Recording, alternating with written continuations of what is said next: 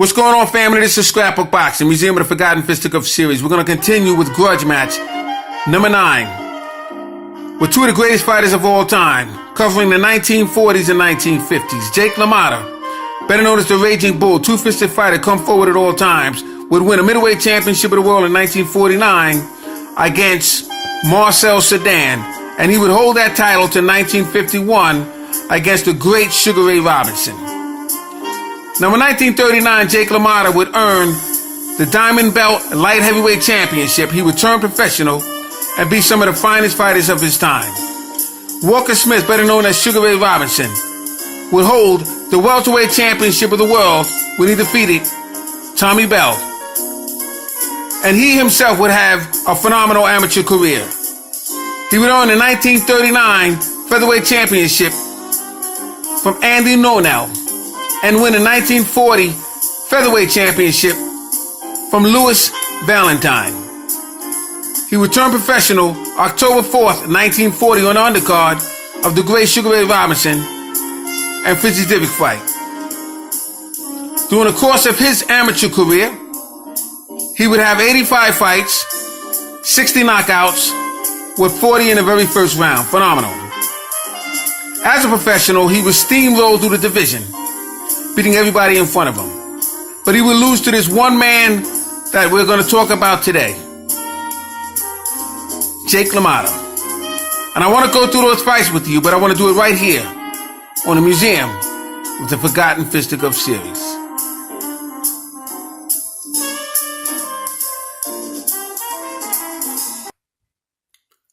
Jake LaMotta, the Raging Bull, was born July 10th, 1921 in Bronx, New York. He stood 5 foot 8 inches and weighed 154 to 175 pounds. His manager would be Mike Caparino and his brother, Joey LaMotta. Now, Joey LaMotta was a fantastic fighter himself, but he wasn't as good as his brother, Jake. So he decided to be his manager. You're looking right here at Jake LaMotta's brother, Joe LaMotta. Like I said, he was a very good fighter, but he wasn't as good as his brother Jake. So he decided to manage him. Now, Jake would have a professional career, 83-19-4 with 30 knockouts. LaMotta would win the light heavyweight Diamond Belt Championship in the amateurs. As a professional fighter, he was a welterweight that always had his eyes on another very good welterweight. This welterweight was from Harlem, who dominated the New York Golden Gloves in 1939 and 1940.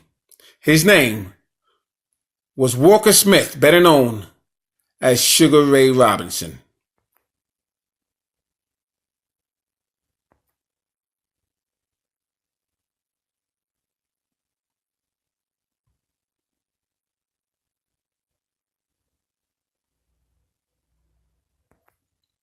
Now, these two great fighters would have 4 fights in the welterweight division and 1 fight in the middleweight division.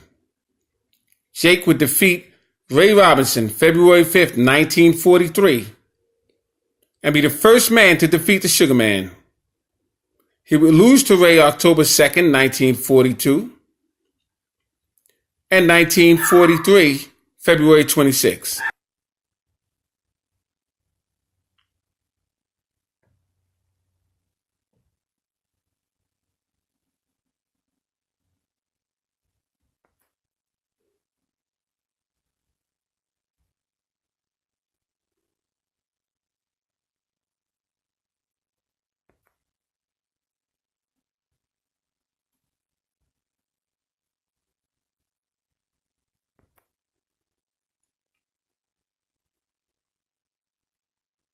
Now, Jake was so reckless with Ray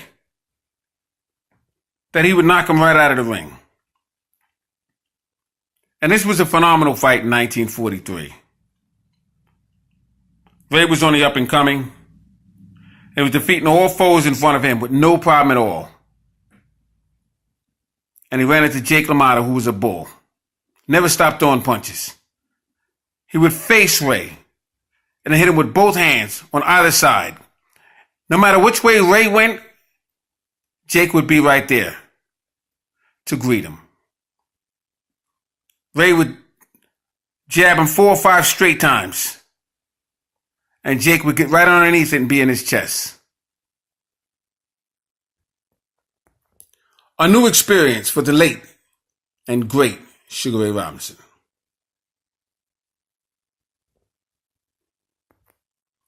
Now Ray would face the great Fritzy Zivit.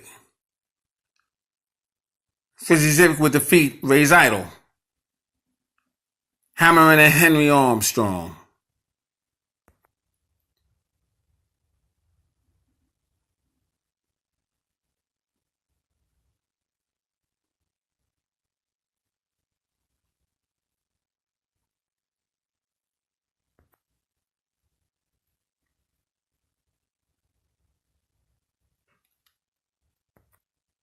Now, when defeating Fritzy Zivit, Jake thought he learned everything he needed to learn against dirty tricks and grappling. But when he faced Jake LaMotta in 1943, he would learn real quickly what fighting was all about.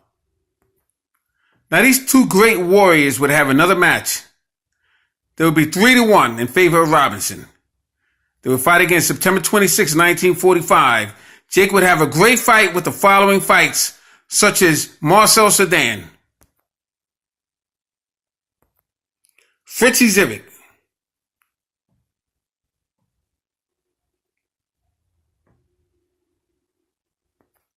hard punching Bob Satterfield,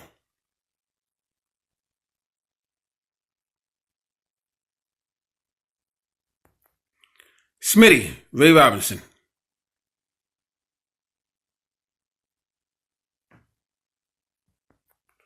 Ohio's Tommy Bell,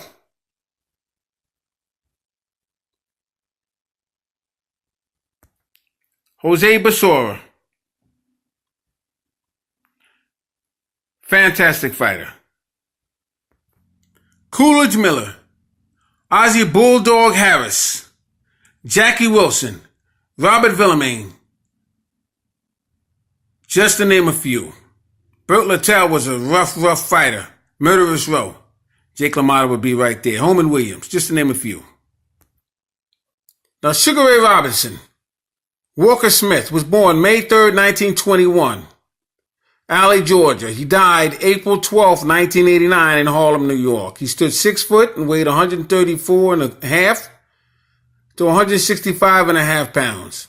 He was managed by Kurt Herman, George Gangford. James Gurford was a really good fighter when he was coming up, but become a numbers hustler. And then he was a manager for Sugar Ray Robinson, as well as Holman Williams. His trainer was Soldier Jones, Harry Wiley. He was recognized as the greatest pound-for-pound fighter in the history of the game. Ray Robinson had 85 amateur fights, 60 KOs, and 40 in the very first round. He would face the Raging Bull 3 times.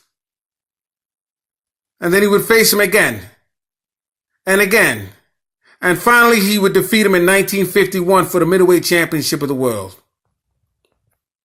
Now, Ray would have 5 total bouts with Jake LaMotta before the 1951 St. Valentine's Day Massacre. Ray would first pick up the welterweight championship with Marty Servo's retirement, and the number 1 ranked Tommy Bell would face Sugar Ray Robinson, who was ranked number 1 at that time.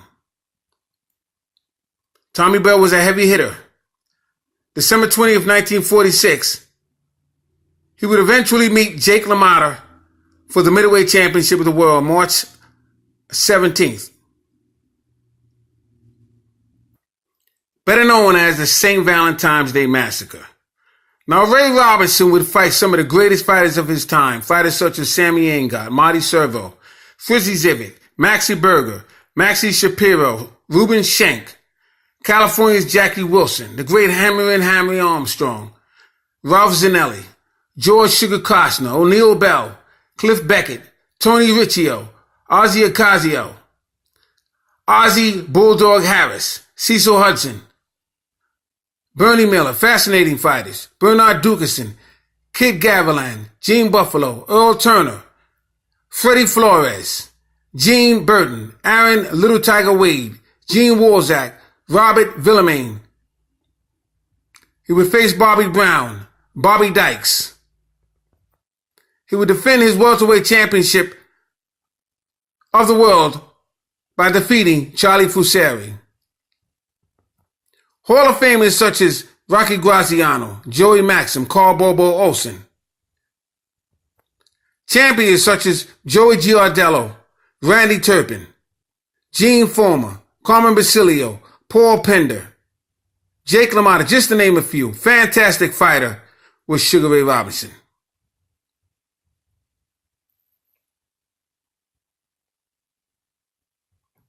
Training here at the age of 18 at Grubb's Gym. 1951.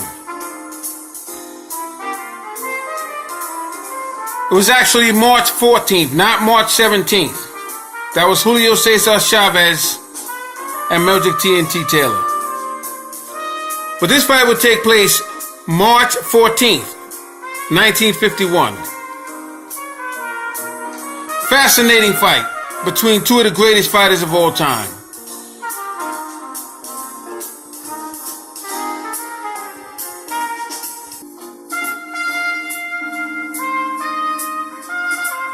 Ray Robinson would throw beautiful left hooks, straight right hands. He would turn Jake LaMotta. And when he got on the ropes, Jake LaMotta would open up on him. But Robinson would parry. He would slip. He would slide. He would block. And he would spin Jake LaMotta around and continue with the jab. Beautiful boxing performance by the great Sugar Ray Robinson.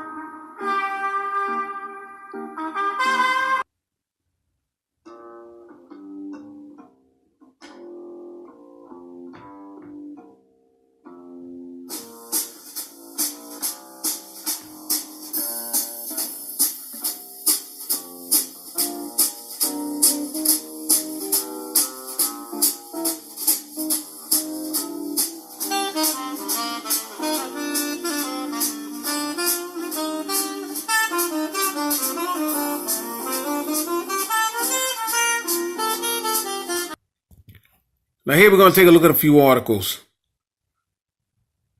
Robinson well paid to defeat LaMotta. This fight took place in Chicago. Ray Sugar Robinson headed for New York. Today, his fight earnings swelled by $25,000. And his master fee over the middleweight Jake LaMotta proved for the fourth time.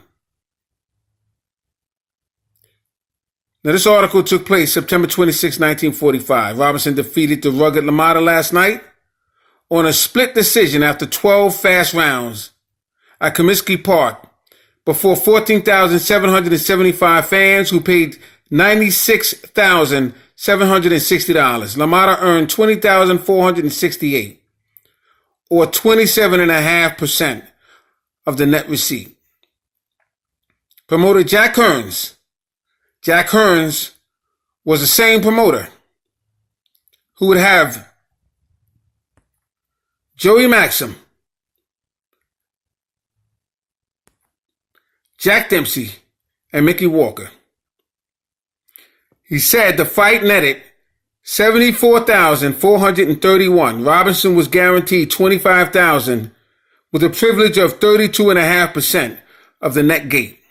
Referee Johnny Purr and Judge Frank Clark gave the nod to Robinson, while Judge Artie Arberg noted for LaMotta.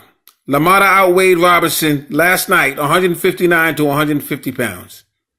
Fascinating. So LaMotta went in there as a middleweight. This was a welterweight fight. Now we have another press clipping. Robinson down, but he defeats LaMotta. This was February 26, 1943.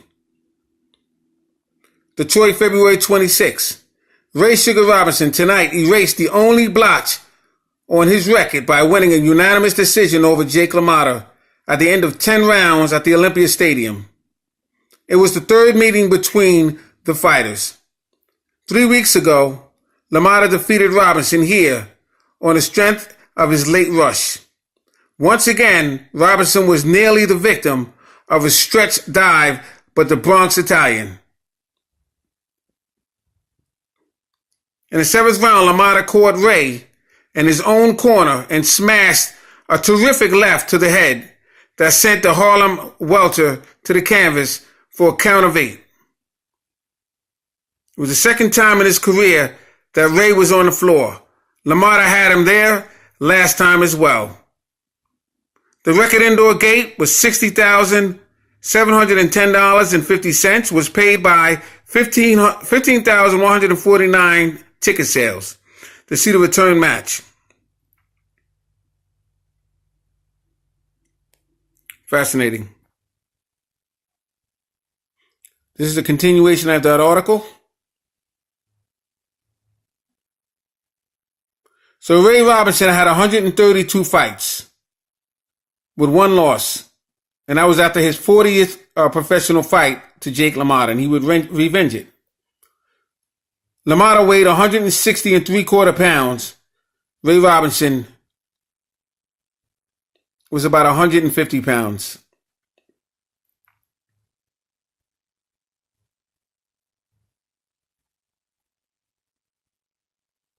Sugar Ray received a unanimous decision of referee Sam Helsme and 2 judges, but the overflow crowd of 15,149, which paid 60,710 to see the scrap, and they booed a decision. Robinson is a former Detroit newsboy, following out the ring indefinitely in his hometown, but LaMotta had built up a large versus following here.